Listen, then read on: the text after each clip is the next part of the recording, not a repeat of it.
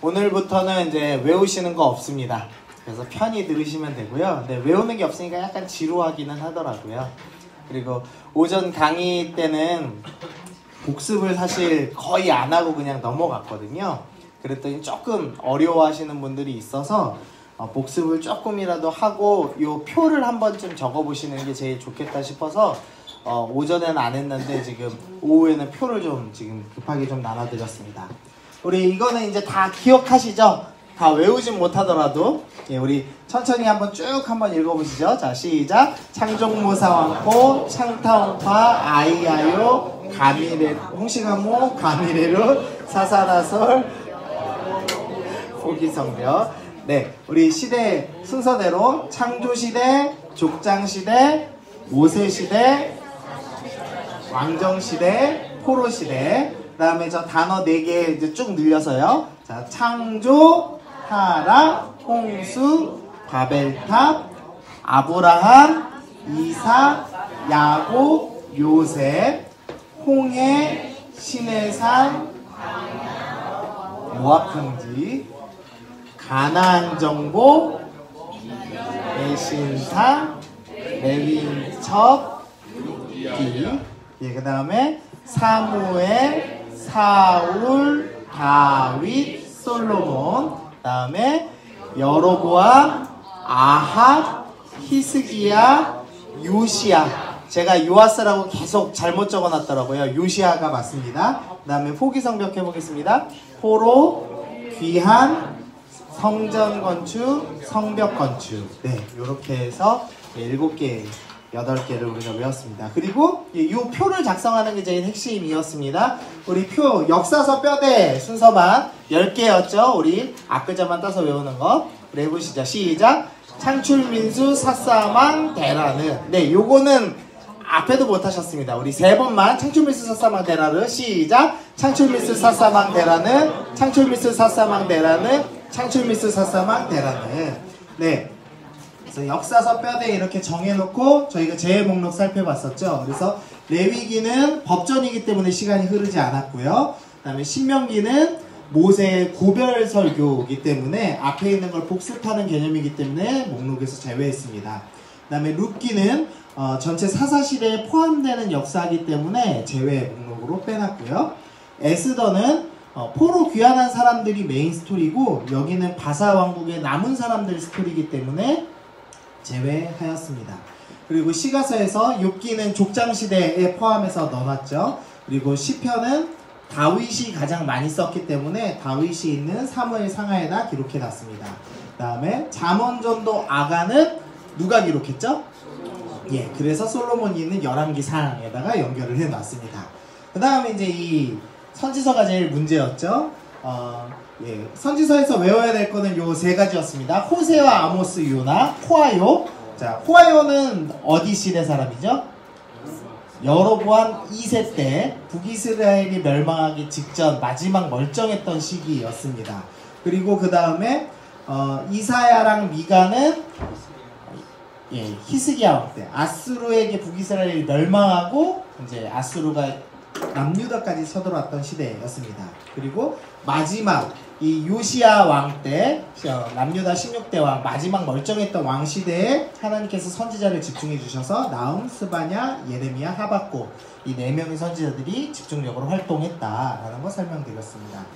그리고 1차 포로로 누가 잡혀가죠? 다니엘입니다. 에스겔, 다니엘 순서인데 성경은 다니엘이 먼저 잡혀가고요. 그 다음 2차가 에스겔, 그 다음에 마지막에 이제 성전 건축할 때 사역했던 사역자가 학개와 스가랴, 그 다음에 느헤미야 사역 이후에 말라기가 마지막 다시 한번 우리가 종교개혁 일어난 지 거의 100년이 다 됐는데 회복하자라는 메시지를 드렸습니다.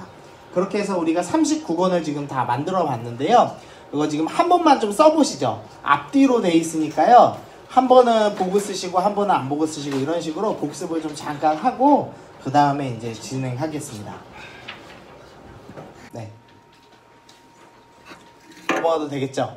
네. 나머지 또 혼자 해보시고요. 오늘부터 이제 좀, 조금 아까 해보니까 좀 지루하긴 하더라고요. 아무래도 이제 제가 일방적인 강의 내용으로 진행하다 보니까요.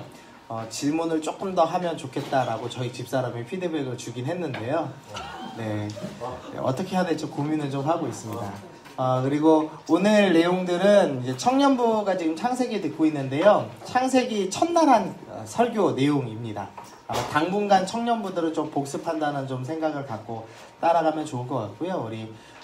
우리 작년 우리 분들은 조금 생소할 수도 있는 창세기를 좀 배우실 수 있을 것 같습니다. 저희 책에는 16페이지에 있는 구약 지리가 나오는데요. 저희가 이미 배웠습니다. 배운 내용인데 그냥 복습하기 위해서 그냥 잠깐 꺼내놨습니다. 성경의 지리였습니다. 우리 제일 중요한 그 비옥한 초승달지대가 16페이지에 있습니다. 구약의 지리. 그거는 그대로 갖고 온 겁니다. 비옥한 초승달지대가 어디 있었는지 기억나시나요? 네, 비옥한 초승달지대 요쯤에 이렇게 있었죠? 이렇게. 네, 제가 표시하면 그냥 이렇게 이제 걸쳐 있었습니다. 그래서 시리아, 지금의 시리아와 이라크가 이란 사이에 걸쳐 있었습니다.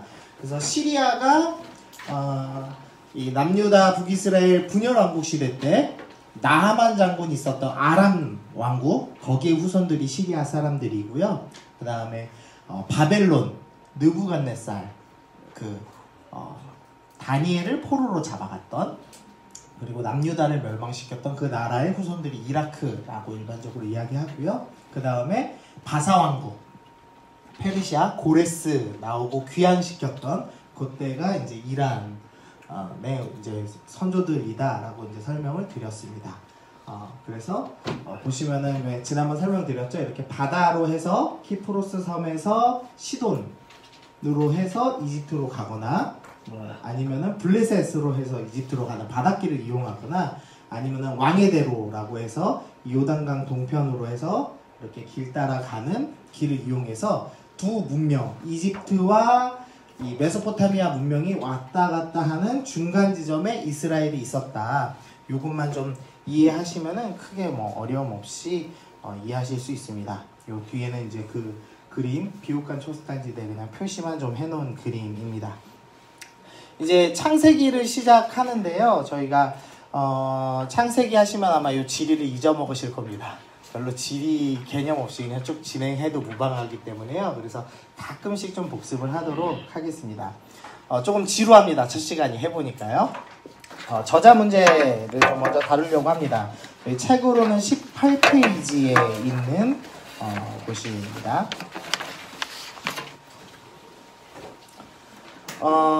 이 저자 문제를 꼭 다루는 이유가요. 모세가 우리가 창세기, 출애굽기, 레위기, 민수기, 신명기를 모세 오경이라고 부릅니다. 그래서 모세가 썼다라고 항상 생각을 해왔는데요.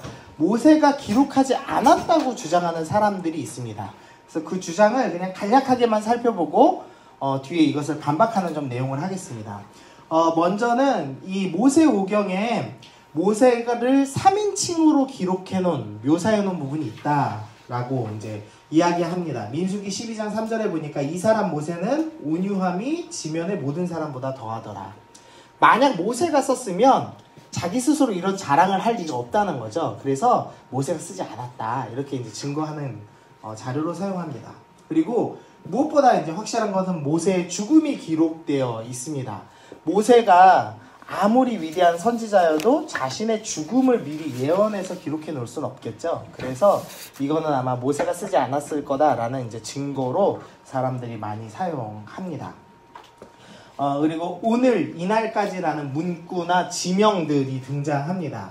그래서 그 당시는 세바라고 불렀지만 지금은 부엘세바라고 부르고 있다. 그래서 모세가 썼을 때랑 다른 시대에 기록한 것처럼 기록이 되어 있습니다. 그리고 왕이 있기 전이라는 문구가 있습니다. 모세는, 우리 시대 다시 한번 외워보시죠. 시작. 창조시대, 족장, 모세, 사사, 왕정, 포로정. 그러니까 지금 왕정시대 앞에 있잖아요. 모세시대, 사사시대, 왕정시대니까 왕정을 경험해보지 않았는데 이스라엘 자손을 다스리던 왕이 있기 전에 라는 표현을 쓴다는 겁니다. 그럼 이거는 모세가 기록했을 리가 없다. 그러므로 모세오경은 모세가 기록한 것이 아니다라고 이제 사람들이 이야기하는 겁니다. 근데 이 모세오경을 모세가 안 썼다고 주장하는 제일 이유는요, 어떻게든지 성경의 권위를 떨어뜨리고 싶은 겁니다. 그러니까 모세라는 위대한 선지자가 만든 게 아니라 어떤 사람이 모세의 이름 빌려서 성경을 짜집게 한 거에 불과하다라는 지금 표현을 하고 싶어서 자꾸 이런 이제 주장을 하는 겁니다. 그래서 저희 책에는 그런 이제 나쁜 주장을 다루진 않고요. 여기 보면은 그냥 모세가 썼다라는 증거만 쭉 적어 놨습니다. 같이 좀 보시면은요, 창세기는 저자를 직접적으로 언급하지는 않습니다. 그래서 모세가 썼는지 누가 썼는지 구분이 되어 있지는 않습니다.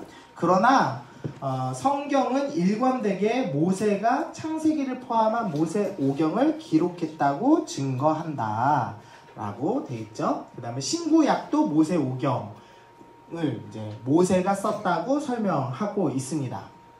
그러면서 창세기가 모세가 기록됐다고 이야기하는 증거로 모세가 지은 모세오경 두 번째 책인 출애굽기는 히브리어로 그리고라는 접속사로 시작한다 라고 써있죠. 그러니까 출애굽기 처음 시작이 그리고라고 기록되어 있어요. 그 그리고라는 표현이 있다는 말은 앞에 이어지는 내용이 있다는 겁니다. 그래서 창세기는 모세가 썼다는 말이 없지만 출애굽기를 모세가 썼다면 창세기도 모세가 썼을 거다라고 지금 이야기하는 겁니다. 출애굽기부터 신명기까지는 모세가 기록했다는 말이 계속 반복됩니다. 출애굽기 17장 14절 보니까 여호와께서 모세에게 이르시되 이것을 책에 기록하여 기념하게 하고, 그래서 모세가 하나님께 이 명령을 받고 이 책 출애굽기를 기록했다는 겁니다. 그리고 레위기도 여호와께서 회막에게 모세를 부르시고 그에게 말씀하셔서 기록했다는 표현이 있습니다. 민수기도 동일하게 모세가 여호와의 명령대로 그 노정을 따라 그들이 행진한 것을 기록하였다.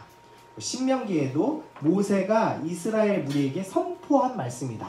고별 설교한 말씀이다 라고 해서 이 출애굽기, 레위기, 민수기, 신명기 모두 모세가 하나님께 말씀을 받고 기록하였다라고 되어 있고요. 그 다음에 앞에 이제 출애굽기의 그리고라는 표현을 통해서 창세기까지도 모세가 썼다라고 저희가 이해를 하고 있습니다. 그 이후 역사서들, 그래서 여호수아나 열왕기 상에서도 다 모세가 이 모세오경을 썼다라고 증거하고 있습니다. 그래서 여호수아 1장 7절에서도 모세가 내게 명한 율법을 다 지켜 행했다라고 표현되어 있고요. 그리고 이제 가장 확실한 증거로는 예수님께서 모세가 썼다고 말씀하셨기 때문이다라고 이제 이 책이 논증하고 있는 겁니다. 예수님께서 모세오경을 설명하시면서 그것은 모세가 기록한 율법이다라는 표현을 사용하십니다. 그래서 우리 보수적인 기독교인들은 모세가 썼다라고 이야기하고 있습니다. 이 부분이 이제 책에 기록되어 있지 않을 겁니다. 근데 중요해서 여기 책에서 이제 인도자 교재에는 이게 꼭 적혀 있습니다. 모세가 저자라는 견해는 18세기까지는 도전을 받지 않았다. 그래서 18세기까지요, 누구도 모세오경을 딴 사람이 썼다고 생각한 적이 없습니다. 그런데 철학자 스피노자라는 사람이 있습니다. 유명한 사람이죠. 저도 무슨 말인지 잘 모르는데요. 네, 유명한 사람입니다. 이 사람이 이제 3명의 사기꾼 뭐 이런 책 쓴 사람이죠. 이 스피노자가 유대인이면서 철학자인데요. 이 사람이 아까 얘기했던 그 근거를 들어서 이거는 모세가 기록하지 않았다라고 이제 주장을 하기 시작한 겁니다. 먼저 이제 이 내용들을 이제 좀 한번 반박해 보시죠. 저희가 같이. 모세를 3인칭으로 묘사했다. 이 구절이 있으니까 모세오경은 모세가 쓰지 않았다고 얘기합니다. 이거 어떻게 이해하면 될까요? 우리가 지난번 홍길동전 이야기 기억나시나요? 홍길동전? 예, 한양을 서울로 기록한 거. 이 모세가 있을 때가 1446년경이거든요. 그 BC. 근데 그 뒤로 쭉 내려오다 보니까 역사를 설명해야 되는 이 랍비들, 선생님들이 이거 동일한 지명 그대로 쓰면 아이들이 알 수가 없거든요. 그러니까 지명을 좀 바꾸고, 야, 이때는 왕이 없던 시대야 라는 설명도 좀 첨가해주고, 그러면서 모세에 대한 이제 설명도 조금 넣어놓은 겁니다. 그러니까 그런 의미에서 네네. 구하나 사이 카렌스 혹시 주인 계세요? 없으세요? 그럼 저쪽 아마 헬스 쪽이신가 봅니다. 네. 이 모세 이야기에다가 조금 이제 내용을 첨가한 겁니다. 그러니까 전체 스토리는 모세가 쓴 것이 분명한데 이후에 몇 가지를 좀 아이들이 이해하기 쉽게 이제 정리해 놓은 거라고 이해하시면 좋겠습니다. 그래서 모세가 온유한 사람이었다. 모세가 이렇게 죽었다. 그 다음에 지명을 좀 알 수 있게 편하게 바꿨죠. 현대 지명으로. 당시의 현대 지명으로 좀 바꿔놓고요. 그 다음에 이때는 왕이 다스리던 시대가 아니었는데 에돔이 먼저 왕이 있었어 라는 이제 설명을 좀 이해하기 쉽게 첨가해 놓은 겁니다. 그러면 이 첨가한 사람이 도대체 누굴까? 이제 그거에 대해서는 이제 학자들이요 다 추측합니다. 말이 추측이지 그냥 찢는 겁니다. 찢기 하는 건데요. 이제 가장 그래도 괜찮은 견해가 있다면 에스라가 아마도 편집했을 거다라는 게 가장 유력합니다. 왜냐하면 이제 에스라 시대가 되면은요. 에스라는 어느 시대 사람이죠? 네, 포로 시대 사람이죠. 포로 시대, 포로 귀환, 성전, 성벽이잖아요. 근데 귀환할 때 이 에스라가 귀환해 오잖아요. 이 에스라가 귀환해 왔는데 히브리어를 아는 사람이 없는 겁니다. 이미 이제 나라가 멸망한 지도 오래됐고 이 사실 왕정 시대에도 히브리어가 이제 거의 사장되고 아람어를 공용으로 사용하고 있던 시대이기 때문에 히브리어를 아는 사람이 없습니다. 그러니까 에스라 정도만 히브리어에 정통해서 구약 성경을 그대로 읽을 수 있지 딴 사람들은 그대로 읽을 수 없는 겁니다. 그러니까 당연히 이제 번역을 좀 해줬겠죠. 그러면서 이제 자기가 이제 설명도 좀 첨부해 놓고 했을 거다라고 추정만 하고 있을 뿐입니다. 그런데 저희가 계속 설명드렸지만 성경의 원본 내용들이 워낙에 분명하게 사본들이 많이 남아있기 때문에 원본 내용에 큰 문제가 없을 거다라고 이해를 합니다. 물론 모세도 모든 말씀을 다 하나님께서 불러주시고 그걸 몽롱한 상태에서 받아 적었다 이렇게 생각하지는 않습니다. 모세도 분명히 구전되어 오는 이야기를 들어서 기록한 듯한 느낌의 구절들은 있습니다. 예를 들면은 하나님에 대한 표현이요. 이제 나의 아버지의 하나님, 창세기 이런 표현들이 나오거든요. 뭐 엘로에 이스라엘 뭐 이런 식으로 이후에는 단 한 번도 기록되지 않은 하나님의 이름들이 기록된 게 많이 있습니다. 그거는 아마도 모세가 기록된 책을 보고 그건 그대로 적지 않았겠느냐라고 추측하는 경우들이 있습니다. 그리고 옛날 지명들을 그대로 쓴 것도 모세가 그거는 어느 구절은 좀 참고했던지 분명히 구전으로 들었을 거야 라고 추측을 합니다. 모세의 어머니가 요게벳이었죠. 요게벳이 갈대상자 만들어서 띄우잖아요. 그 가문이 되게 신실했던 나름의 신앙을 지키기 위해서 자식을 살리려고 애썼던 가문이었습니다. 그걸로 추측해 볼 때 아마 분명히 신앙의 이야기들이 계속 입에서 입으로 전해 내려오는 가문이었을 것이고 모세가 어렸을 때 어머니 밑에서 자라죠. 그래서 어머니 밑에서 아마 성경 말씀을 배웠을 것이다 라고 이제 보통 추측을 합니다. 그러나 물론 뭐 다 추측에 불과한 것입니다. 어쨌든 모세가 썼다라고 우리가 믿고 성경을 쭉 읽어 나가면 나갈수록 모세가 아니고서는 시내산에서 받은 말씀, 성막 안에서 받은 말씀을 정확히 들을 수 있는 사람이 아무도 없습니다. 그렇게 자세히 모세가 불러주고 그거를 받아 적을 수 있는 당시 수준은 없었다고 생각이 됩니다. 그러면 언제 기록했는지를 좀 살펴보겠습니다. 다루는 연대가 책에는 있는데요. 다루는 연대는 본문 보시면서 좀 살펴보고요. 저희는 기록연대, 나의 기록연대만 좀 살펴보겠습니다. 기록연대는 주전 1446년에서 406년으로 잡고 있습니다. 1446년이 홍해를 건너서 출애굽한 때입니다. 홍시광목, 거기서 홍해가 1446년이고요. 그 다음에 모압 평지에서 마지막 설교를 하고 죽은 때가 406년입니다.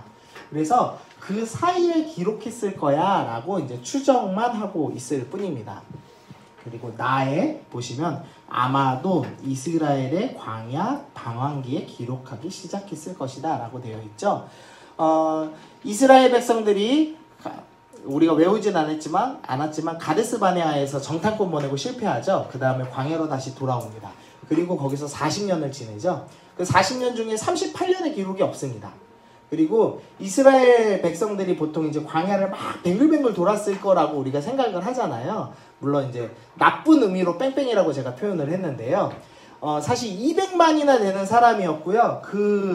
이 시내 광야가 그렇게 큰 광야가 아닙니다. 산들 있는 걸 제외하면은 썩 큰 광야가 아니어서 거의 대부분 그 자리에 아마 그대로 있었을 가능성이 높습니다. 그래서 그 자리에 가만히 앉아서 모세가 뭘 했냐면 아마도 제자리에서 그때 말씀을 기록하지 않았겠느냐라고 추측해 볼 수가 있습니다. 참고로 바울은 언제 성경 많이 기록했죠?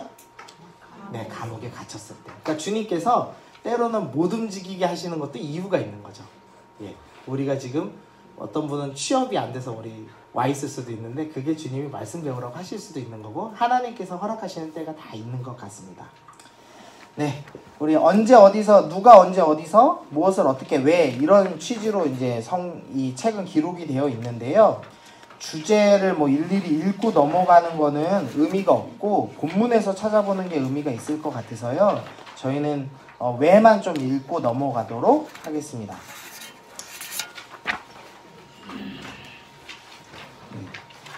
제 복사본에 24페이지로 되어 있네요. 이게 쪽수가 좀 제가 참고한 거랑 다른 것 같습니다. 창세기 앞에 있는 24페이지신가요? 여러분들도? 네, 제가 새 책을 좀 봐야겠네요. 네, 여기 보면 이제 왜라고 되어 있는데 요거 그냥 쭉 읽겠습니다.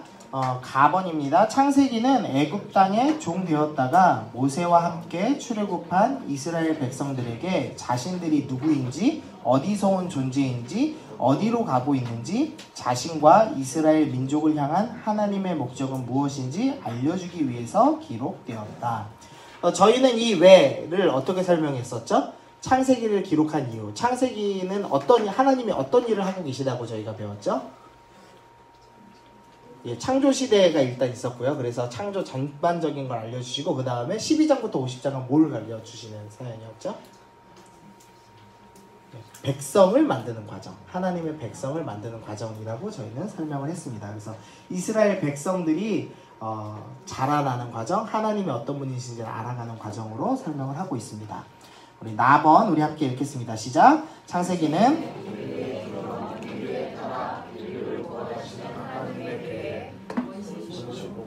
그리스도께서 오실 통로가 되는 이스라엘 민족의 준비에 대해서 알려준다. 예, 요거는 이제 창조시대를 배우면서 같이 배워보겠습니다. 다랑 나는 제가 읽겠습니다. 창세기는 하나님께서 천지를 창조하신 분이시며 우리의 죄 문제를 해결하실 구원의 하나님이시며 영광을 받으시기 합당한 분임을 알려준다. 창세기는 창조, 타락, 구속, 회복의 과정으로 이어지는 인류 역사에 대한 전망을 제공해준다. 저희는 이거를 창조, 타락, 구속, 재창조라는 것으로 배웠습니다. 회복이나 재창조나 똑같은 의미지만 재창조라고 배우셔야 이게 창조랑 요한계시록이 연관되어 있구나라는 걸 좀 알 수 있어서 저는 재창조라는 단어를 좀 더 선호하고 있습니다. 네, 그리고 이제 창세기를 드디어 배우도록 하겠습니다. 창세기에서도 이제 창조 시대를 배울 거고요. 저희가 가장 길게 배우는 시대 중에 하나가 아닐까 싶습니다. 왜냐하면 이 창조 시대를요 잘못 배우면은요 많이들 헷갈려 하십니다. 그리고 성경을 처음 읽을 때 1장부터 11장이 너무 이 허무맹랑한 내용들이 많다 보니까요 믿어야 되나 말아야 되나 좀 이렇게 헷갈리실 수도 있고요. 그 다음에 창세기 1장부터 11장에 원래 이 재밌는 이야기는 앞에 복선을 많이 깔아 놓잖아요. 하나님께서 여기다가 복선을 엄청 많이 깔아 놓으셨습니다. 이 11장만 사실 알아도 성경 전반이 되게 많은 부분이 풀려나가거든요. 그래서 저희가 11장을 좀 더 집중해서 배우도록 하겠습니다. 네, 요런 유머 사이트에 이제 제가 찾아본 건데요. 첫째는 하나님께서 말씀하시기를 하면서 이제 이게 빛에 대한 이 수학 공식인가 봐요. 혹시 읽으실 수 있는 분 있으신가요? 저는 개인적으로 읽을 수 있는 거는 사인, 코사인 뭐 이렇게 된 거밖에 모르겠어요. 사인, 코사인, 탄젠트 그거는 알겠는데요. 이거 뭐 혹시 읽으실 수 있는 분이나 설마 푸실 수 있는 분 있으신가요? 없으시죠? 라고 하시어 빛을 창조하셨다. 또 이제 요것도 있습니다. 모세야 내 말을 잘 받아쓰거라. 첫째 날에는 특이점이 대폭발을 일으키며 모든 질량이 무의 공간에 퍼지며 그 에너지가 라고 하니까 모세가 잠깐만요 그걸 다 쓰라고요? 하나도 못 알아듣겠는데요? 하니까 하나님께서 할 수 없이 첫째 날엔 빛이 있으니라 하시니 그대로 되었다 라고 설명하셨다 라고 이제 유머 사이트가 이렇게 해놓은 겁니다. 무엇을 설명하는 거냐면 창세기는 과학적 지식을 알리는 글은 아니다 라는 설명을 하는 겁니다. 창세기를요 문자 그대로 과학적인 사실로 받아들이기 시작하면요 아주 좀 골치 아파집니다. 왜냐하면은 제가 이제부터 그 설명을 드리겠지만 과학적인 글은 아닙니다. 논리적 구성을 갖추고 있는 글이긴 하지만 과학적인 현상을 설명하려고 준 건 아닙니다. 만약에 과학적인 현상을 설명하려고 했다면 모세는 정말 이해를 단 한 개도 할 수 없었을 겁니다. 그때는 해가 뜨고 지는 시대거든요. 지구는 가만히 있고 태가 뜨고 진다고 믿었지. 그래서 태양아 멈춰라 라고 여호수아가 얘기하잖아요. 태양아 멈춰라 그랬는데 하나님이 아니다 지구가 멈추는 거다 이러시면서 안 멈춰주시면 큰일 나잖아요. 그래서 주님께서 과학을 설명하기 위해서 기록한 글이 아니기 때문에 우리가 이것을 과학적 상식으로 받아들이는 것이 아니라 다른 방식으로 좀 이해하는 연습을 좀 하려고 합니다. 그렇다고 해서 저희가 성경에 있는 어떤 부분이 비과학적이다라는 설명을 드리는 게 아닙니다. 어떤 부분은 과학적으로 저희가 받아들이지만 이 표현은 원어적으로 좀 살펴봤을 때는 과학적으로 해석하기보다는 좀 문학적으로 아니면 순서의 논리적인 순서를 설명하는 개념에 더 가까운데 라고 이해할 수 있는 부분들이 있거든요. 그래서 그 부분을 찾아서 좀 설명을 드리는 겁니다. 그래서 과학적인 것을 제가 설명드리지 않는다고 해서 오해하시지는 않았으면 좋겠습니다. 제가 진화론을 믿는 게 아닙니다. 예. 네, 하늘과 땅에 대해서 먼저 좀 살펴보도록 하겠습니다. 네, 천지 창조에 대한 설명입니다. 태초에 하나님이 여기 없습니다. 그냥 1장에다가 적으시면 됩니다. 이제 노트 필기 그냥 하시면 됩니다. 필요하신 부분만 하시면 됩니다. 태초에 하나님이 천지를 창조하시니라 라고 하면서 말씀이 시작되고 있습니다. 성경은요 야 너희가 이만큼 믿었으면 좋겠어 이렇게 설득하지 않고 선포하는 말로 시작하고 있습니다. 선포하는데 태초에 하나님이 계셨다라고 선포하고 있습니다. 태초라는 말이 뭐죠? 태초. 네, 시작. 예, 세상의 시작에 하나님이 계셨다라고 설명합니다. 그래서 이 모든 만물의 시작 전 스스로 존재하는 분이 계셨다라고 성경은 선언하고 있습니다. 그래서 성경은 우리에게 처음부터 믿음을 요구하고 있습니다. 너희가 태초부터 계셨던 그분을 믿던지 아니면 믿지 않던지 선택해라 라고 성경은 우리에게 말씀하고 있습니다. 그래서 우리는 이 말씀을 대하면서 하나님이 어떤 분이지? 물질, 만물을 초월하신 분, 시작점 밖에 계신 분이구나. 이분은 다른 분이구나 우리랑 존재가. 그리고 우리가 이것을 믿어서 창조하셨다는 사실을 믿고 출발하든지 아니면 안 믿는다면 전체를 믿지 않던지를 결정해야 되는구나 라는 이 선택을 하게 만드는 구절로 처음 시작하고 있습니다. 그리고 나서 2절이 시작되는데요. 땅이 혼돈하고 공허하며 혼돈하고 공허하면 좀 이해가 되시죠? 우리가 나중에 이제 한 다음 주나 다다음 주 중에 좀 살펴볼 건데요. 혼돈하고 공허한 건 좀 넘어갈 수 있습니다. 흑암이 깊음 위에 있고 흑암은 또 문제가 없죠. 어두운 거죠. 땅이라는 것이 혼돈하고 공허하고 흑암, 어두운 가운데 있었습니다. 그런데 깊음 위에 있고가 조금 문제가 있습니다. 깊음 위에 있고 하나님의 영은 수면 위에 운행하시니라. 이 구절이 지금 되게 이상합니다. 일단 1절에서 천지를 창조하셨다라는 대략적인 설명하는 것처럼 표현되어 있습니다.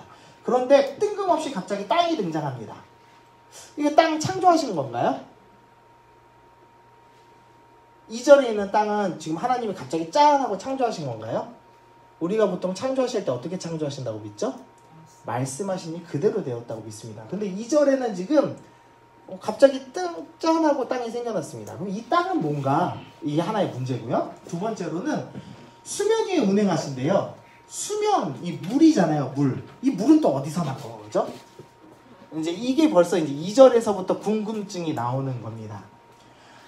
이 원어로 보면은요, 깊음이라는 단어는 깊음의 물이라는 의미라고 볼 수 있습니다. 저 깊음이라는 단어 자체가 넘실거리다라는 의미가 있어요. 그래서 깊고 뭔가 넘실거리고 이런 걸 표현하는, 물이 이렇게 넘실넘실된다 이런 표현할 때 쓰는 원어입니다.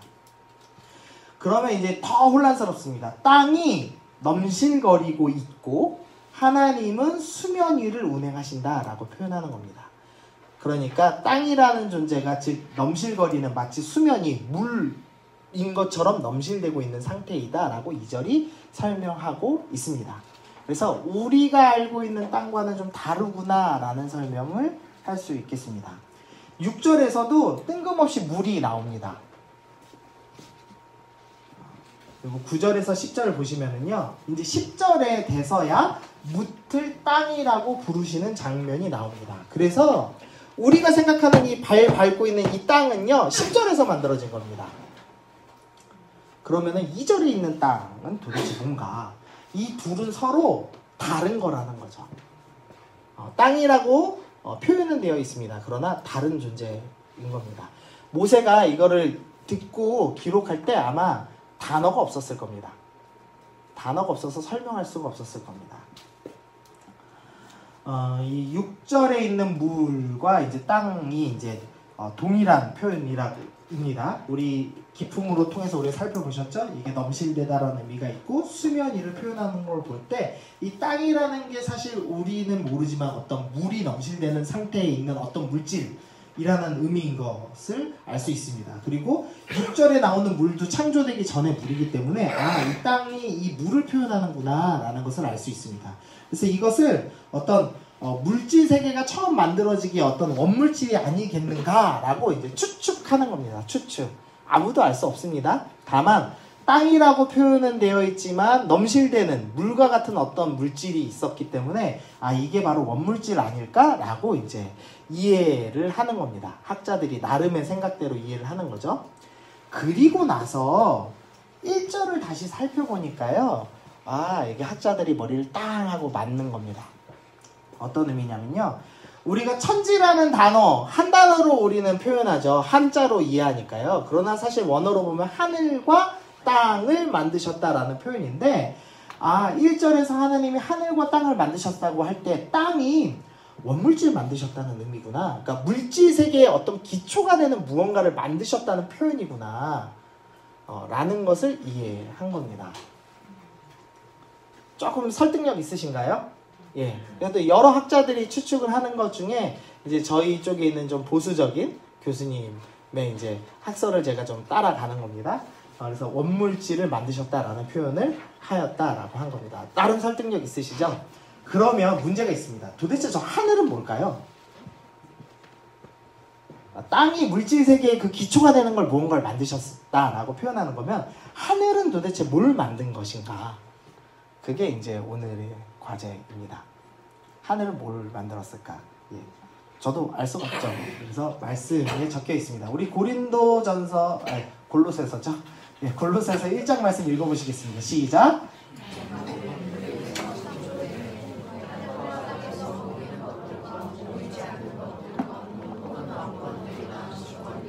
통치자들이나 권세들이나 만물이 다 그로 말미암고 그를 위하여 창조되었고. 지금 우리 사도 바울 선생님께서요 골로새 교회에 편지를 보내시면서 만물이 다 하나님으로 말미암아서 창조되었습니다 라고 설명을 합니다.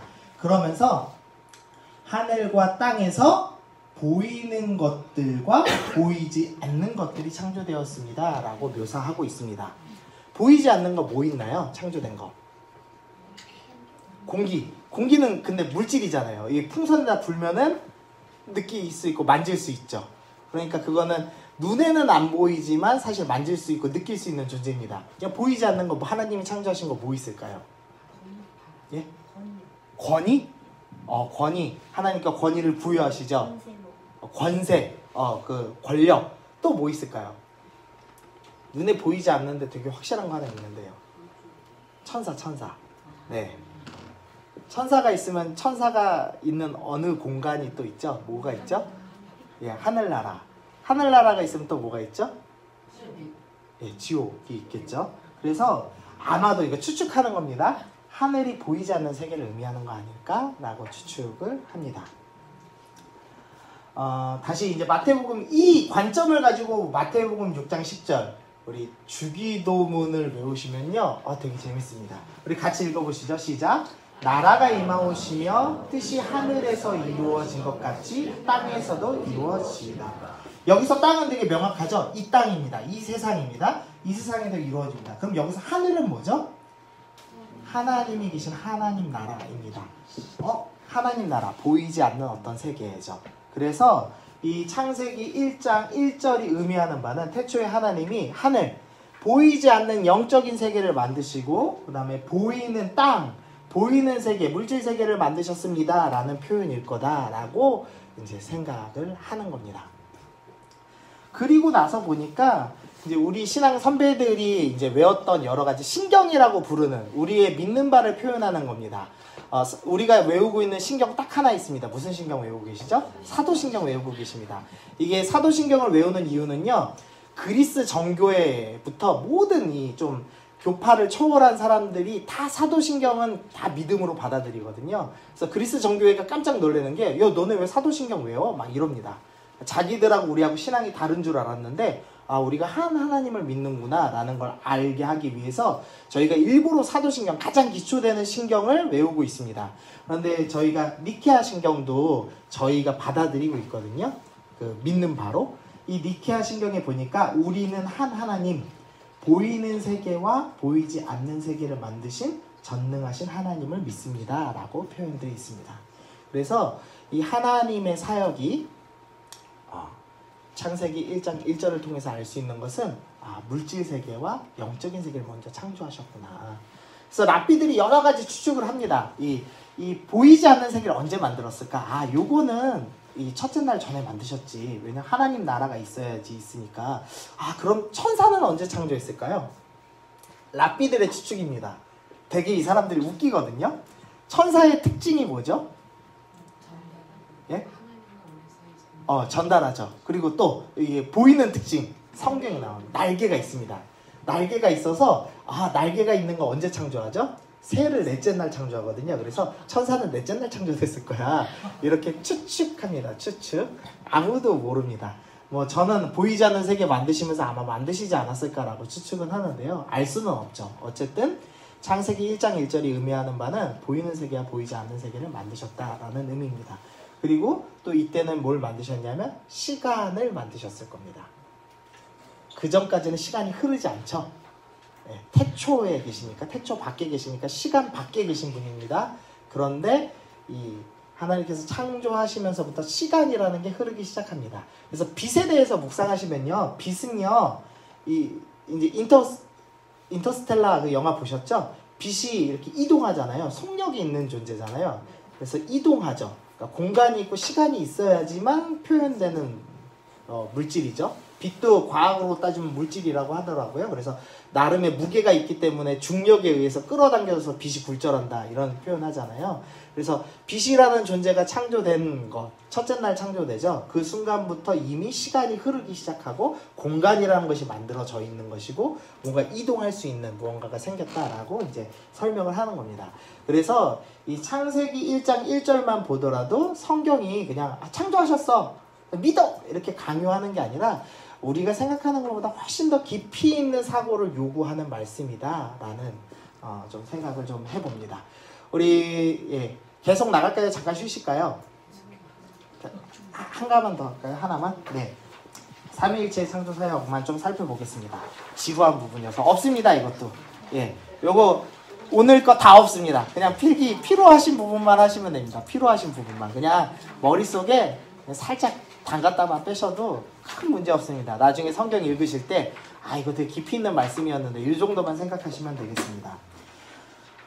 이 삼위일체의 창조 사역, 이 삼위일체 하나님께서 창조를 함께 하십니다. 근데 우리가 그 부분에 대해서 잘 놓치기 쉽기 때문에 하나님께서 삼위일체다, 한 몸이시다 라고 우리가 머리로는 이해하는데요, 성경을 보면서 잘 이제 생각이 안 나거든요. 그래서 그걸 좀 살펴보려고 제가 적어놨습니다. 1, 2, 3절을 보니까요, 태초에 하나님이 천지를 창조하셨습니다. 그래서 첫째 날을 보니까 하나님이 이 어떤 계획을 하시고 이루시는 분이라는 것을 좀 확인할 수 있습니다. 이따가 계획에 대해서 좀 더 설명드리겠습니다.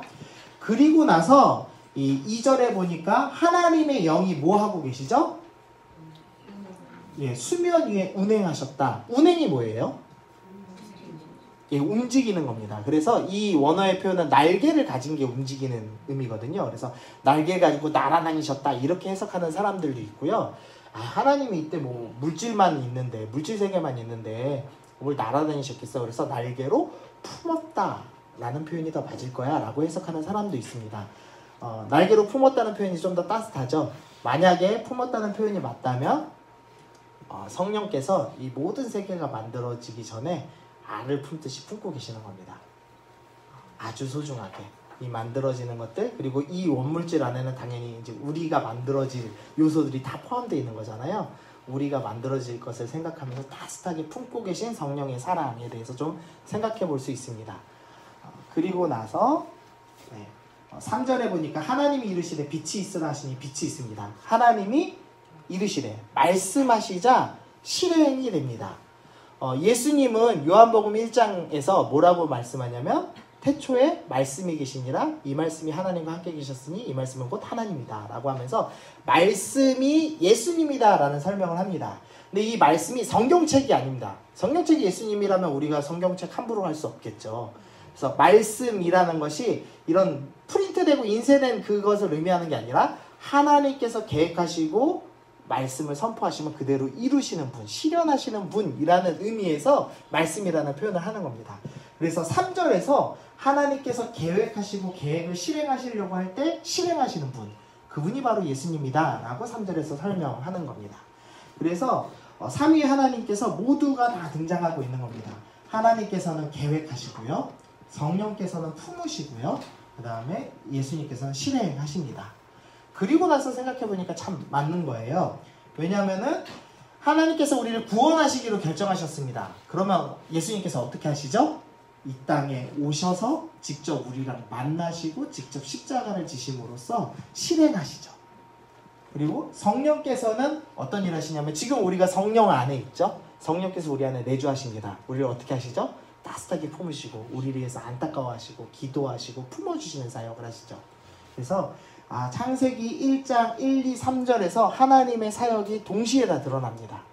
근데 이게 글로 기록하다 보니까 1절, 2절, 3절이지만 동시에 일어나는 일일 거거든요. 논리적으로 따질 때 이렇게 구분을 해놓은 거지 사실은 하나님께서 같이 일하고 계시다라는 겁니다.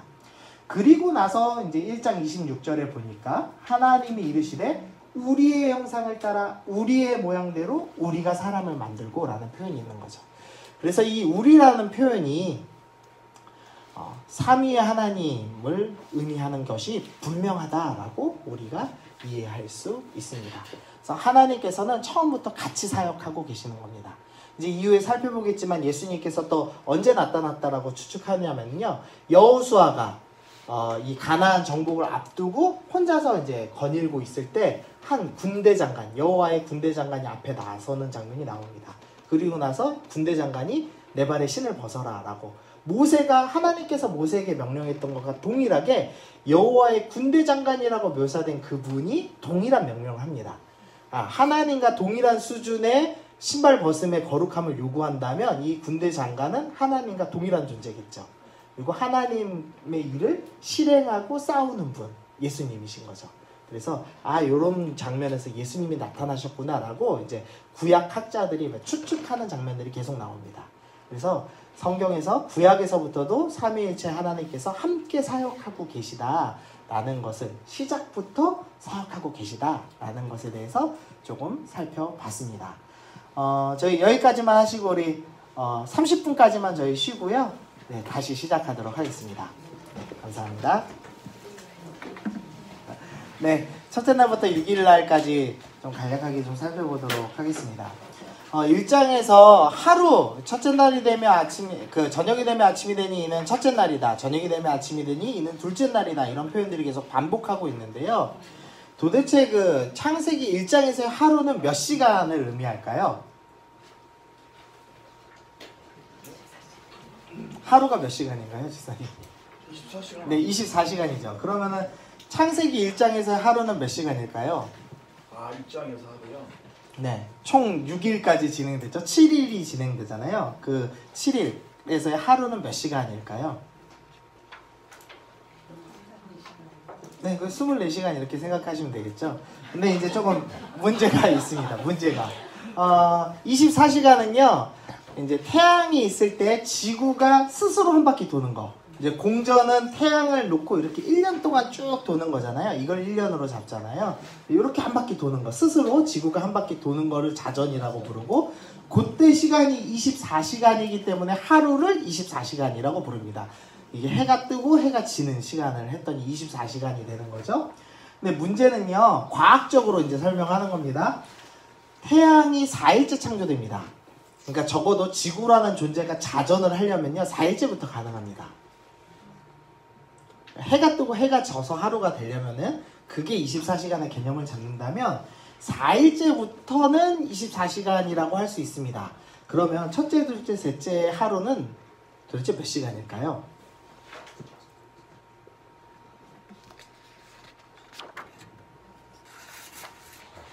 네? 이해가 안 되네. 자, 다시요. 네. 이 24시간은요, 태양이 있을 때 지구가 이렇게 뺑그르르 자기 스스로 한 바퀴 도는 거. 그게 24시간을 의미합니다. 근데 문제는 4일째에 태양이 만들어집니다. 그러면은 첫째 날, 둘째 날, 셋째 날은 뺑그르르 돌 게 없죠. 예. 그러면은 이때의 하루는 뭘 의미하는 거예요? 몇 시간을 의미할까요? 24시간일까요? 아닐까요?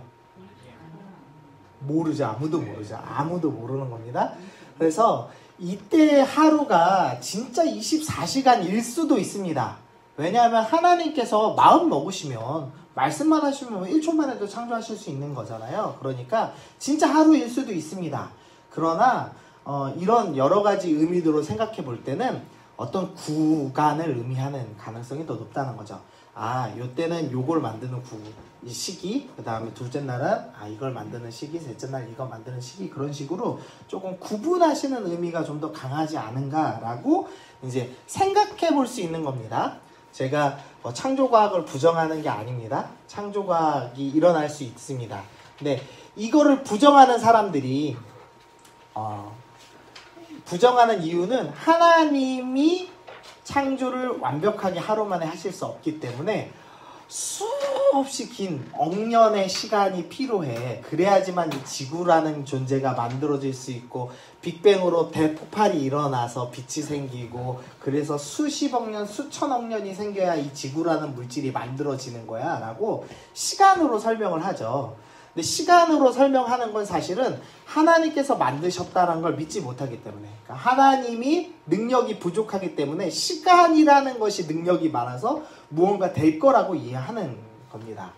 근데 시간으로 무엇이 된다고 생각하면은 시간이 지나면 어떻게 되죠? 모든 건 늙고 쇠퇴합니다. 시간이 무언가를 만들어 줄 거야, 우연히 뭔가 할 거야 라는 거는 사실 하나님의 자리에 우연을, 시간을 대신 집어넣은 거에 불과한 겁니다. 그래서 그런 신앙 없음, 믿음 없음은 거부합니다. 그러나 단지 하루라고 했으니까 무조건 24시간이야 믿어 라고 얘기하는 비논리적인 신앙도 제가 거부하는 겁니다. 그래서 적어도 첫째부터 셋째까지는 24시간이 아닐 가능성이 높다는 겁니다. 그래서 첫째 날에 빛을 만드시고 둘째 날에 하늘을 만드셨다고 표현되어 있는데요. 궁창 아래의 물과 궁창 위의 물로 나눴다라고 설명합니다. 그래서 여기서의 물은 당연히 원물질을 의미하는 거겠죠. 거기 안에서 뭔가 공간을 내서 하늘을 만드시니까요. 그 다음에 땅과 바다, 식물을 만들어내시죠. 근데 이때 셋째 날에 이제 땅과 바다, 식물을 만드시고, 넷째 날에 해달별, 광명체라고 부르는 걸 만드시고요. 다섯째 날에 물고기와 새를 만드시고, 여섯째 날에 짐승과 사람을 만드십니다. 이제 그리고 나서 보니까요, 요런 좀 독특한 특징이 있다는 걸 살펴봤습니다. 사람들이 첫째 날에 빛을 만드셨는데 넷째 날에 빛을 내는 존재를 만듭니다. 이거 다시 지워졌네요. 네. 이렇게 적혀있습니다. 첫째 날엔 빛을 만들고 넷째 날에는 빛을 내는 존재를 만듭니다. 둘째 날에 하늘, 그리고 이제 물이 이미 있죠. 여기 셋째 날에 땅과 바다라고 써놨긴 했는데요. 땅에서 물을 뺐더니 묻이 드러나고 그리고 땅이라고 설명하거든요. 그러니까 이미 물이라는 게 존재하는 겁니다. 그런 의미에서. 그래서 하늘과 물이 있는데 그럼 이제 물고기와 새를 만드시죠. 그리고 땅과 식물을 만드시니까 그것을 땅에서 살고 식물을 먹을 수 있는 짐승과 사람을 만들어내셨습니다. 그리고 나서 보니까 첫째 날부터 셋째 날은 어떤 틀을 만든 거구나. 그리고 넷째에서 여섯째는 그 틀에 들어가는 내용물을 만드신 거구나 라는 것을 발견할 수가 있습니다. 그래서 저희 책 26쪽에 이제 그 설명이 되어 있는 겁니다. 표 보시면요, 컨테이너와 컨텐츠라고 설명이 되어 있는 표가 있거든요. 그래서 첫째 날부터 셋째 날은 틀, 컨테이너를 만들었고, 넷째, 다섯째, 여섯째 날에는 그 컨테이너에 들어가는 내용물을 만드셨다라고 설명하는 겁니다. 이렇게 이해한다면 창조라는 것이 단순히 진짜 첫째 날 빛 만드셨어, 둘째 날은 하늘 만드셨어, 단순한 의미가 아니라 하나님이 질서를 가지고 먼저 틀을 만드시고 내용물을 넣었다라고 표현하는 어떤 문학적인 표현일 수도 있다는 거죠. 그렇게 좀 하시면 좀 더 이해가 좀 쉬우시죠? 그래서 부정하는 게 아닙니다. 주님께서 정말로 24시간 만에 만드셨을 수도 있습니다. 그러나 어떤 질서 있게 만드셨다, 어떤 구간을 두고 만드셨다라는 표현이 조금 더 논리적으로는 정확한 표현이 아닌가 싶습니다. 네. 그렇다면 이제 하나님께서 질서의 하나님이시구나 라는 것을 알 수 있죠. 우리가 아까 하나님께서는 성부 하나님께서 무슨 일 하신다고 하셨죠? 계획하시는 분. 그래서 항상 틀을 만드시고 내용물을 집어넣으시죠. 예. 우리가 그 성경 개관할 때 살펴봤지만 복음이 전해지기 위해서 먼저 틀이 필요했잖아요. 그래서 뭘 만드셨죠? 통일된 언어, 헬라어를 준비하시고 도루를 만드시죠. 틀을 먼저 만들고 내용물을 뒤에다 집어넣으시죠. 항상 하나님께서 이렇게 질서 있게 계획적으로 하나님께서 일하시는 분입니다. 그래서 앞으로 이제 어린 자녀들한테 설명하실 때는 하나님은 질서 있게 일하시니까 너도 질서 있게 책상을 치워라. 책상을 먼저 치우고 공부할 거를 넣어라. 그런 식으로 좀 설명하시면은 좀 도움이 되지 않나 싶습니다. 창조과학 얘기 좀 마저 하면은요. 창조과학자들을 먼저 좀 이해하셔야 됩니다. 창조과학자들은 신학자는 아닙니다. 그래서 원어를 연구하는 사람들은 아니죠. 그리고 창조과학자들은 지금 전쟁 중입니다. 뭐냐면 창조는 안 될 거야. 창조는 할 수가 없어. 하나님이라는 존재는 없어 라고 얘기하는 존재들, 그리고 억만년의 시간에 하나님 자리에다가 억만년의 시간을 넣어서 진화한 거야 라고 설명하는 과학자들을 상대로 하나님이 만드셨어를 놓고 싸우고 있는 겁니다. 근데 그러다 보니까 문자에 집착해서 설명을 하지 않으면 싸우기가 너무 힘든 거예요. 그러니까 하루라는 이 단어 24시간이 아주 집착해서 설명을 하죠. 그리고 종류대로 만드셨어 그러면 그 종류는 진짜 진화라는 거는 절대 일어나지 않아. 왜? 종류대로 만들었으니까. 이런 식으로 얘기해서 지금 전쟁을 치르고 있는 겁니다. 그래서 그분들은 사실 우리를 위해서 신앙에 앞서 싸우시는 분들이에요. 그래서 너무 멋있는 분들이고 감사한 분들이고요. 또 저는 뭐 그랜드 캐년을 가보진 않았지만 제가 그냥 책을 읽고 이해하기로도 그랜드 캐년이 충분히 대홍수의 증거가 될 수 있겠구나. 제가 잘은 모르지만 충분히 가능성이 있는 일이라고 생각을 합니다. 그래서 그분들의 논리가 100% 맞진 않을 수도 있습니다. 왜냐하면 전쟁 중에 만들어낸 논리다 보니까요. 그래서 신학적인 논리로 따질 때는 이게 더 맞고, 이거는 사실 17세기 때까지는 한 번도 이것에 대해서 의심해 본 적 없습니다. 꼭 24시간이야 라고 생각한 사람들이 없었습니다. 그런데 18세기에 넘어오고 나서부터 이 진화론과의 이제 싸움들, 과학과의 싸움이 시작되면서부터 이거 이대로 믿지 않으면 큰일 나겠다, 말려들겠다 싶어서 이렇게 믿어서 싸우시는 분들이 있는 겁니다. 그래서 그분들의 신앙은 존중할 필요가 분명히 있습니다. 그리고 믿으셔도 신앙에 전혀 지장 없습니다. 왜냐하면 하나님께서는 하루만 해도 만드실 수 있는 분이기 때문에 우리가 이 본문을 연구하고 믿는 이유, 이 본문을 연구하는 이유는 하나님을 믿기 위해서죠. 하나님께서 창조하신 분이시고 온 우주를 만드신 분이야를 믿는 거기 때문에 창조과학을 믿는 게 전혀 문제가 되지 않습니다. 그래서 문제없이 믿으시면 좋겠습니다. 네, 그리고 이제 오늘 마지막입니다. 창조의 목적 에덴까지 보시고요. 오늘 마치도록 하겠습니다. 없습니다. 이것도 그냥 필기 알아서 하시면 됩니다. 1장과 2장을 걸쳐서 그냥 쭉 설명하고 있습니다. 알아서 빈칸 찾아서 보시면 되겠습니다. 하나님께서 창조하셨습니다. 그런데 왜 창조하셨는가에 대해서 창세기 1장부터 11장까지 특별히 이제 창조가 쓰여져 있는 1장, 2장에 표현을 해 놓으셔야 되잖아요. 근데 이렇게 직접적으로 내가 왜 만들었어를 안 적어 놓으셨습니다. 그래서 우리가 혼돈이 생깁니다. 도대체 왜 만드셨을까를 이해를 못합니다.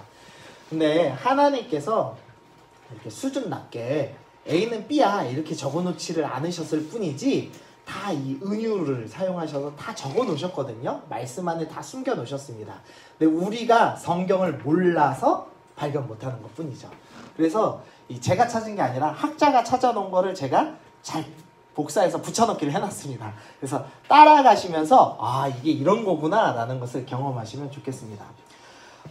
먼저 이제 에덴 동산을 만드셨습니다. 근데 이 에덴 동산에 독특한 특징들이 몇 개가 있는 거예요. 우리가 이해할 수 없는 몇 가지 특징들을 발견하게 됩니다. 먼저는요, 강이 에덴에서 흘러나와서 동산을 적시고 거기서부터 갈라져서 내 근원이 되었다라고 표현합니다. 에덴 동산에 강이 4개나 흐릅니다. 근데 문제는 우리는 동산으로 이해하기 때문에요, 되게 넓은 그 동산 뭐 자연농원이었나요 옛날? 그 에버랜드가 자연농원이었죠. 저는 자연농원 가봤는데요. 아마 청년들은 못 가봤을 건데 에버랜드만 가봤을 텐데요. 자연농원만 해도 꽤 넓거든요. 근데 여기서 동산을 영어로는 가든이라고 번역해놨습니다. 가든은 정원이죠. 정원. 매우 작은 거죠. 그래서 우리가 생각하는 것처럼 넓은 공간은 아닐 수도 있습니다. 그런데 강이 4개나 흐릅니다. 그러니까 즉 물이 매우 많다라는 어떤 설명을 지금 하고 있는 겁니다. 에덴 동산의 특징이 물이 매우 많습니다.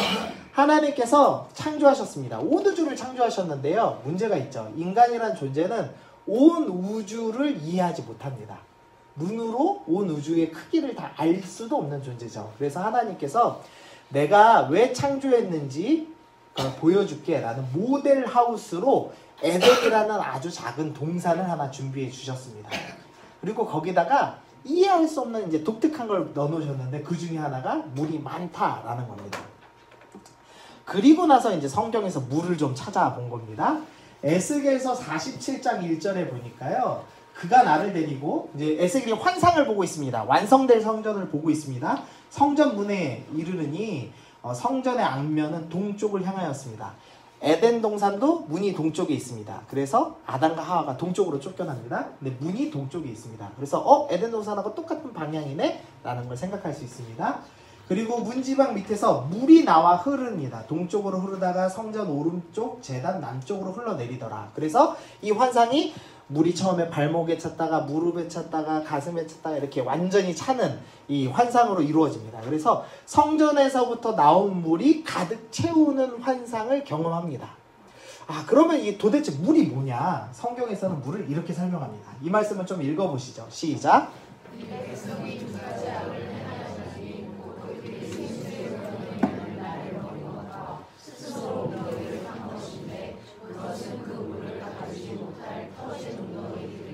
예레미야가 인간의 악한 마음을 설명하는 말씀입니다. 근데 여기서 아주 재밌는 말씀이 있습니다. 곧 인간들이 생수의 근원되는 하나님을 버렸다라고 표현을 합니다. 그래서 하나님을 뭐라고 표현하냐면요, 생수의 근원이다라고 표현합니다. 이 말씀 듣고 생각나는 말씀 없으세요? 요한복음에서 목마른 자는 다 내게로 오라. 내 배에서 생수의 강이 흐른다라고 예수님이 표현하시죠. 예수님이 생수의 근원이신 하나님과 동일한 존재이다 라는 걸 선포하시는 거기도 하고, 너희는 지금 터진 웅덩이여서 갈급한 상태야.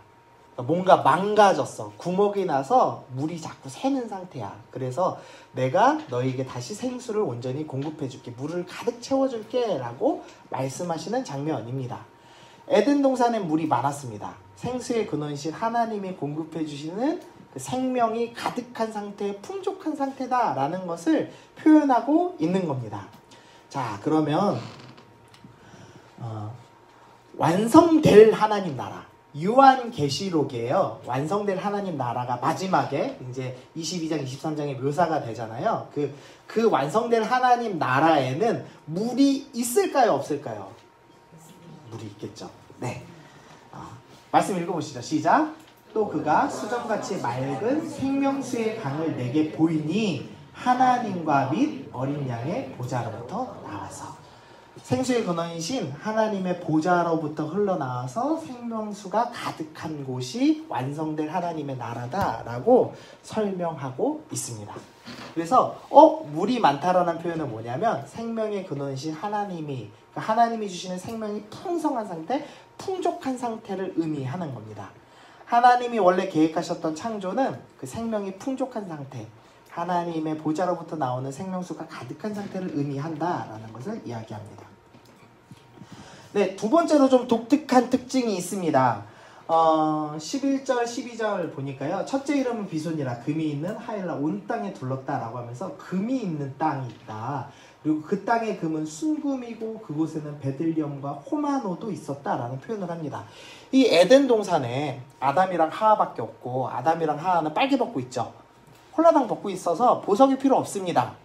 보석의 존재도 전혀 모르고 옷도 필요하지 않은 상태였습니다. 그런데 독특하게도 보석이 있었다라는 이상한 표현을 하는 겁니다. 이건 왜 적어 놓으셨을까요? 하나님이 자랑하려고? 야, 에덴 동산 이렇게 금이 많은 땅이었는데 니네가 버렸어. 이거 설명하려고 적어 놓으셨을까요? 그건 아닐 거라는 거죠. 그러면 성경에서 보석이 어디 쓰였나를 한번 찾아보자는 겁니다. 그래서 찾아봤습니다. 출애굽기 25장 17절에 보니까요. 순금으로 속죄소를 만듭니다. 죄를 해결해주는 공간, 그러니까 즉 성막 안에 들어가는 재료들을 만들어내는 공간, 것으로 금을 사용합니다.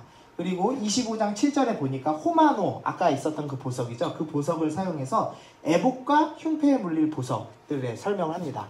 에봇은 제사장, 대제사장이 입는, 제사장들이 입는 옷이 에봇이었죠. 즉 보석은 어느 용도로 쓰였냐면 성전을 만드는, 그리고 제사장이 입는 옷에 붙이는 보석으로서 사용되는 거였습니다. 그러면 에덴 동산에 있는 보석은 왜 있었을까요? 다시 이제 설명 다 드렸으니까 에덴 동산에 보석이 왜 있다고 설명할까요? 그렇죠. 에덴 동산이 성전이어서 에덴 동산의 성전을 만들기 위해서 뭐 이렇게 생각하시면 되겠죠. 에덴 동산이 성전이고 하나님의 보좌가 있는 곳이고 보좌의 그 생수의 강물이 흐르는 곳이기 때문에 보석이 있었다라는 표현을 적어 놓으신 겁니다. 그러면 요한계시록에 보석이 나올까요? 안 나올까요? 나오겠죠. 네. 우리 21절, 18절 보시니까요. 21장 18절 그 성곽은 배곡으로 쌓였고 그 성은 정금인데 맑은 유리와 같았더라. 그 성의 성곽은 기초석이 각색 보석으로 꾸몄다라고 하면서 보석이 쭉 나옵니다. 그러니까 이 보석은요. 천국이 금은보화로 이루어졌다. 그러니까 그렇게 부유한 나라다. 그러니까 너희들 여기 와서 이 보석 갖고 살아라고 이 돈 많은 걸 자랑하려고 있는 게 아니고요. 성전 만드는 재료였고 성전이 만들어졌다는 표현을 하고 있는 겁니다. 나중에 이제 출애굽기 성막 짓는 거 설명하면서 다시 설명드리겠지만 성막이 정사각형이거든요. 성막 안에 있는 지성소가. 지성소는 하나님이 직접 임재하시는 이 땅에서의 유일한 장소죠.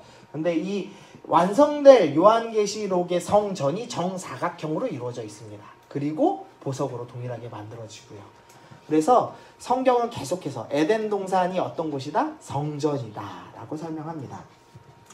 그런 의미로 보니까 이 15절에서 여호와 하나님이 그 사람을 이끌고 에덴 동산에 주어서 그것을 경작하며 지키게 하였다. 아담에게 에덴 동산을 경작하고 지키게 하였다라고 표현합니다.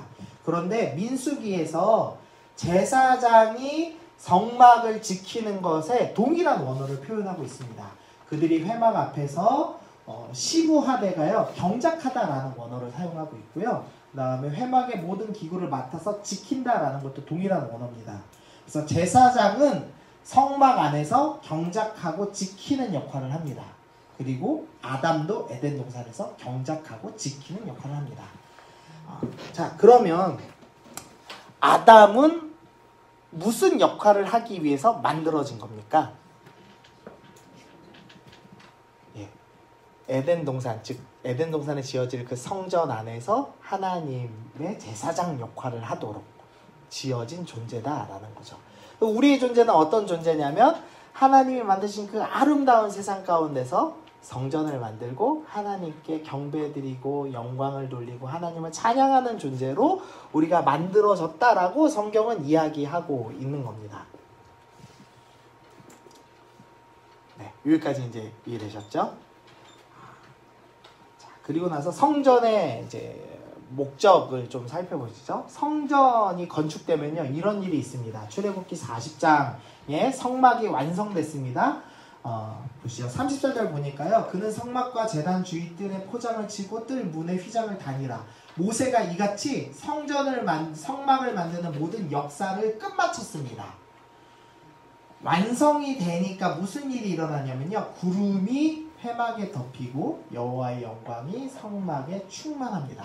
하나님께서 구름의 모양, 보이지 않는 하나님이신데 보이게 일부러 이 땅에 임재하십니다. 이 땅에 내려오셔서 그 성막 안에 거하시고 함께하는 일이 일어납니다. 성막은 어떤 곳이냐? 하나님께서 함께 하시는 공간입니다. 자, 열왕기 상에서 솔로몬이 성전을 만듭니다. 성막이 하나님께서 함께 하시는 공간이라면 성전이 완성되면 어떤 일이 일어날까요? 똑같은 현상, 구름이 덮이는 현상이 일어나겠죠? 그래서 10절 보니까 제사장이 성소에서 나올 때 구름이 여호와의 성전에 가득하며 이는 여호와의 영광이 여호와의 성전에 가득함이었더라. 성전이 완성되자 동일하게 하나님께서 임재하셔서 그곳 가운데 함께 이 땅에 머무시는 일이 일어납니다. 자, 그럼 또 동일하게 질문입니다. 계시록에 완성될 그 성전이 완성된 환상을 봤죠. 요한이 완성된 성전에는 하나님이 임재하실까요? 안 하실까요? 임재 당연히 하시겠죠. 그래서 내가 들으니 보좌에 큰 음성이 나서 이르되 보라 하나님의 장막이 사람들과 함께 있음에 하나님이 그들과 함께 계시리니 그들은 하나님의 백성이 되고 하나님은 친히 그들과 함께 계셔서. 즉 하나님께서 성전을 만드시는 이유는 뭐냐면 이 땅에 임재하셔서 우리와 함께 하시기 위함입니다. 에덴 동산은 그럼 왜 만드셨습니까?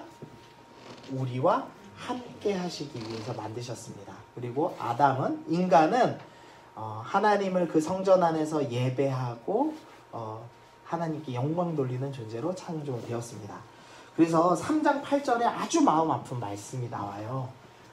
인간이 범죄한 뒤에 일어나는 말씀입니다. 그들이 그날 바람이 불 때 동산에 거니시는 여호와 하나님의 소리를 듣고 아담과 그 아내가 여호와 하나님의 낯을 피하여 동산 나무 사이에 숨습니다. 하나님은 범죄한 아담과 하와가 있는 곳에 동일하게 임재하셔서 그곳을 걸어 다니십니다. 거니십니다. 여전히 임재하셔서 함께 하시려고 합니다. 그런데 인간이 어떻게 되죠? 낯을 피해서 숨습니다. 하나님은 계속 함께하고 싶으셨어요. 그런데 인간이 거부하는 겁니다. 그래서 이 창세기 1장 2장을 통해서 이 에덴 동산을 통해서 무엇을 말씀하고 있냐면 하나님은 우리와 함께하고 싶으셨구나. 우리를 사랑하셨구나. 우리랑 영원히 함께하기 원하셨구나. 그런데 인간이 거절하고 낯을 피해서 도망갔습니다. 그럼에도 불구하고 하나님이 다시 나는 너랑 함께하고 싶어.